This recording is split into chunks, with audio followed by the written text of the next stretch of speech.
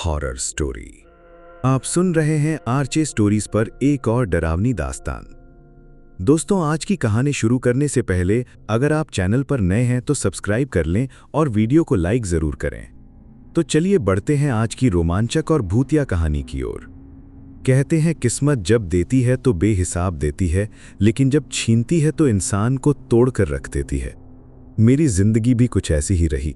जहां भी जाता मुसीबतें मेरा पीछा नहीं छोड़ती थी। ये घटना कुछ साल पहले की है, जब मुझे अचानक लखनऊ जाना पड़ा। मैंने तत्काल टिकट बुक की और स्टेशन पहुंचने के लिए ऑटो लिया। किस्मत का खेल देखिए, जिस ऑटो में बैठा था उसकी सीएनजी खत्म होने वाली थी। ऑटो वाले ने पंप पर लगा दिया और आधा घंटा वहीं बर्बाद हो गया। जैसे तैसे चला तो रास्ते में ट्रैफिक पुलिस ने पकड़ लिया और 15 मिनट वहीं निकल गए। स्टेशन पहुंचा तो ट्रेन छूटने में कुछ ही मिनट बचे थे। दौड़ते हुए प्लेटफॉर्म पर पहुंचा, लेकिन तभी एक लड़की से टकरा गया। वो तुरंत रोने लगी और लोगों ने मुझे घेर लिया। मामला बिगड़ता उससे पहले पुलिस आई और भीड़ को हटाया, लेकिन इस बीच मेरी ट्रेन जा चुकी थी। अब मेरे पास एक ही विकल्प था, रात 11 बजे वाली ट्रेन पकड़ना। उसमें सीट नहीं थी तो मैंने तय किया कि स्लीपर क्लास में चढ़कर टीटी को फाइन दे दूंगा। ट्रेन में जगह न मिलने पर मैं दरवाजे के पास ही बैठ गया। कुछ देर बाद 3 लड़के आए। वे नशे में थे और बदमाश किस्म की बातें कर रहे थे। अचानक उनमें से एक ने रेलवे फाटक पर खड़े लोगों पर पत्थर फेंकना शुरू कर दिया। उनके पास पत्थरों से भरा बैग था। मुझे देखकर बोले, अरे भाई, अब इसकी बारी है, और मेरे हाथ में पत्थर पकड़ा दिया। मैंने मना किया तो उन्होंने चाकू दिखा दिया। मजबूरी में मुझे पत्थर फेंकना पड़ा। मेरी बदकिस्मती देखिए, पत्थर सीधे जाकर एक लाल कमीज पहने आदमी के सिर पर लगा। वो वहीं गिर पड़ा और मैं अंदर से कांप उठा। लड़के तो हंसने लगे, लेकिन मुझे समझ नहीं आ रहा था कि ये मैंने क्या कर दिया। ट्रेन आगे बढ़ी और तभी अजीब घटना घटी। वे तीनों अचानक अजीब तरीके से तड़पने लगे, जैसे किसी अनजानी ताकत ने पकड़ लिया हो। अगले ही पल जंगल के बीच ट्रेन रुकी और अचानक एक अदृश्य शक्ति ने उन तीनों में से एक को खींचकर बाहर ले लिया। बाकी 2 चीखते हुए दूसरी बोगी में भाग गए। मैं सहमा खड़ा था कि तभी मेरी नजर पड़ी वही लाल कमीज वाला आदमी जिसके सिर में पत्थर धंसा था, दरवाजे के बाहर खड़ा था। उसकी आंखें मुझ पर टिकी थीं। डर के मारे मेरी सांसें थम गई और मैं बेहोश हो गया। होश आया तो सुबह थी और मैं स्टेशन के वेटिंग रूम में लेटा था। लेकिन इसके बाद मेरी जिंदगी कभी वैसी नहीं रही।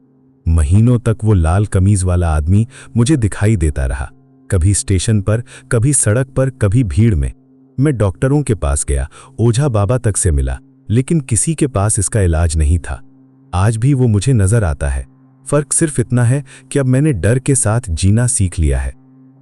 अब दोस्तों, मैं आपको सुनाता हूं एक और कहानी जो मेरे दोस्त रविंद्र के साथ घटी थी 25 साल पहले। वो दिल्ली में रहता था और उसे भूत प्रेत की बातों पर कभी यकीन नहीं था। लेकिन एक सर्द रात उसे अपने दोस्त की शादी से लौटते समय उस सुनसान सड़क से गुजरना पड़ा जिसे लोग भूतिया रोड कहते थे। रात का वक्त, कोहरा, ठंडी हवा और सन्नाटा। रविंद्र की बाइक अचानक बीच सड़क पर बंद हो गई। तभी उसे बच्चों के रोने की आवाज आई। कोहरे में उसने 2 छोटे बच्चे देखे, फटे कपड़े, गंदे चेहरे और पूरी तरह काली आंखें। डर से उसका खून जम गया। बच्चे अचानक गायब हो गए। फिर उसके पीछे किसी ने कंधे पर ठंडा हाथ रखा। उसने पलट कर देखा तो वहां एक औरत थी जिसके लंबे बाल चेहरे को ढके हुए थे और वो जमीन को छुए बिना हवा में तैर रही थी। रविंद्र भागा, बाइक स्टार्ट की, लेकिन सड़क जैसे खत्म ही नहीं हो रही थी। बार बार वही मोड़, वही पेड़ आते रहे। अचानक उसे महसूस हुआ कोई पीछे बैठा है। पलट कर देखा तो वही औरत थी। उसकी आंखें काली और चेहरा भयावह। रविंद्र किसी तरह बचकर भागा, लेकिन अगले ही पल वो खुद को एक पुराने कब्रिस्तान में खड़ा पाया। वहां असंख्य भूतिया आकृतियां उसे घूर रही थीं। खून, टूटी कब्रें और डरावनी परछाइयां। वह बेहोश हो गया और जब आंख खुली तो फिर से सड़क पर था। किसी तरह वो घर पहुंचा, लेकिन उसके कंधे पर गहरे निशान थे, जैसे किसी ने नाखून गाड़ दिए हों। बाद में पता चला कि उसी जगह पर सालों पहले एक हादसा हुआ था जिसमें 2 बच्चे और उनकी मां मारे गए थे। लोग कहते हैं उनकी आत्माएं आज भी उस सड़क पर भटकती हैं। रविंद्र ने उस रात के बाद कभी उस रास्ते पर कदम नहीं रखा और जब भी उस घटना को याद करता है उसकी रूह कांप जाती है। दोस्तों, कहानी यहीं खत्म होती है। अगर आपको ये कहानी पसंद आई हो तो आरजे स्टोरीज को सब्सक्राइब करें और वीडियो को शेयर करना ना भूलें। मैं जल्द ही मिलूंगा आपसे एक और खौफनाक कहानी के साथ।